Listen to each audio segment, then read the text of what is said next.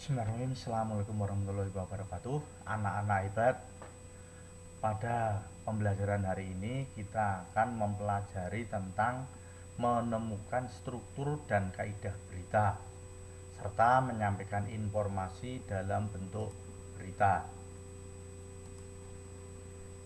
Bagaimana anak hebat? Kabar hari ini sehat-sehat saja kan? Alhamdulillah, semoga kita selalu sehat walafiat, tidak kurang satu apapun. Minggu yang lalu kita sudah membahas tentang menentukan unsur-unsur berita serta meringkas dan menyimpulkan berita. Masih ingat kan anak-anak hebat? Nah, pada pembelajaran hari ini kita akan mempelajari tentang menentukan struktur dan kaidah berita serta menyampaikan informasi dalam bentuk berita. Masih semangat anak-anak hebat?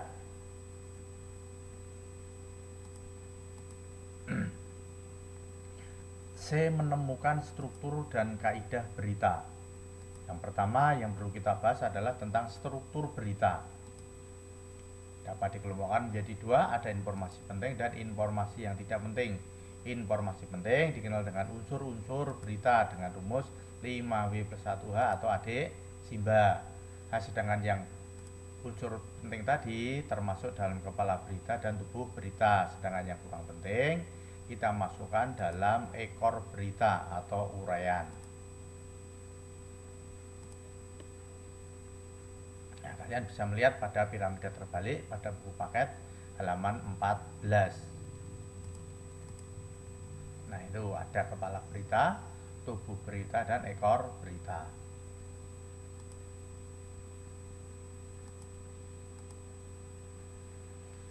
Nah, kalian perhatikan pada contoh polisi, jika lihat kejahatan viralkan.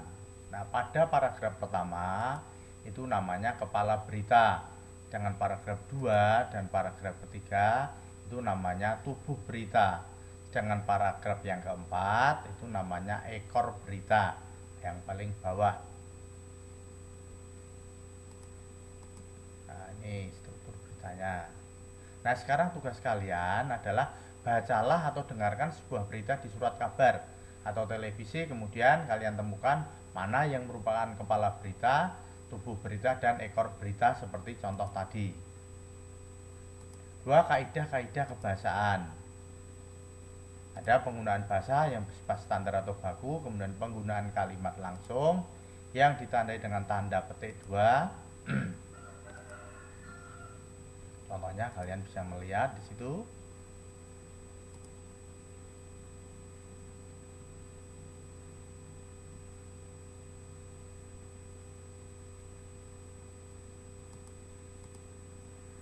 C. Penggunaan konjungsi bahwa. Ariana mengatakan bahwa ibunya pingsan. Penggunaan kata kerja mental ditandai dengan kata memikirkan, berasumsi, membayangkan, berpraduga, dan beranalogi.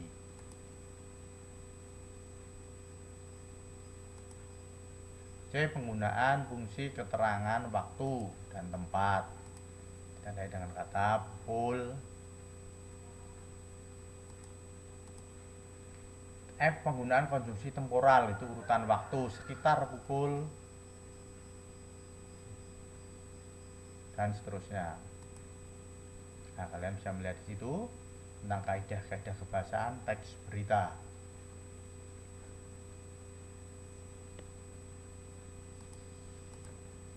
D. Menyampaikan informasi dalam bentuk berita.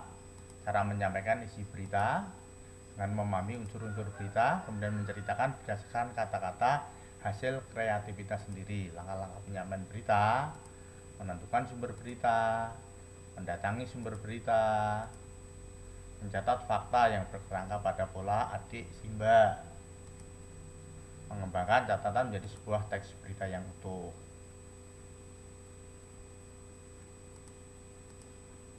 Lihat langkah-langkahnya pada buku paket halaman 20. Langkah menulis berita. Nah, kemudian tugas siswa adalah yang pertama, peristiwa manakah yang layak diberitakan. kalian susun dari yang terpenting ke yang kurang penting dari peristiwa berikut. Nah, nomor 1 sampai nomor 5 kalian susunan yang paling penting itu yang nomor berapa, kedua, ketiga, keempat, dan kelima. Kemudian yang B, ajukan pertanyaan pada kelompok teater di sekolah kamu berdasarkan rumus 5W plus 1H atau adik Simba. Apa judul dari pementasan atau temanya, siapa pelakunya, kapan peristiwa itu terjadi, di mana, lalu mengapa, bagaimana kok bisa terjadi, dan seterusnya. Kalian lanjutkan. Penyusunan teks berita, langkah penyusunan teks berita kalian bisa melihat di situ. Kemudian penyuntingan berita, aspek yang harus diperhatikan. Demikian anak-anak hebat ya. Semoga ada manfaatnya.